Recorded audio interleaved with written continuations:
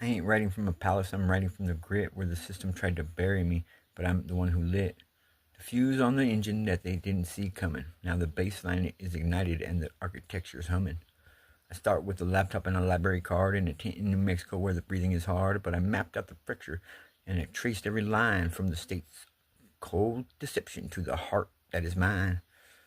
They said I was a ghost, said the father wasn't there, but I got mail logs proving notice was a snare. The hybrid timeline is the spine of the case, fusing legal citations with the tears on my face. 17 gaps in the forensic record found, where the state dropped the ball while my son was on the ground. It's legal, it's narrative fusion, a forensic grade wield.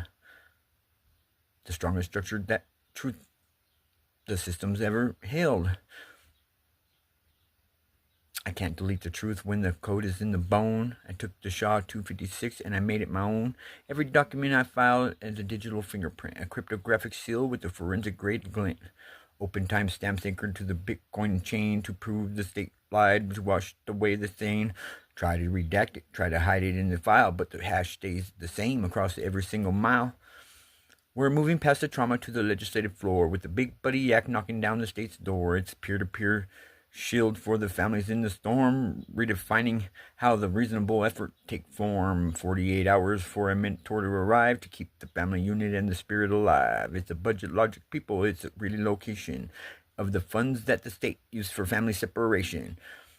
The ones for the boy, the ones for the they tried to erase. Antonio's Law puts the truth in their face. The Strategic Track Integrity Unit is the name to ensure that no parent ever feels this same flame. Independent oversight with the lottery-based board, cutting through the alignment, faking with data-driven sword.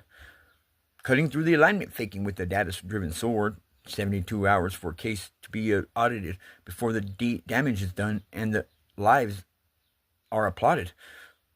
You can't ask for support when the wages are a crime. The Father's Flame Act is changing the time.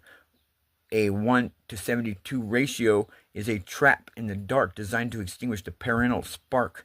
We're restricting the economy of the prison cell wall so a father has the means to answer his son's call. It's about the right to provide, the right to exist, written in the gospel with an ironclad fist.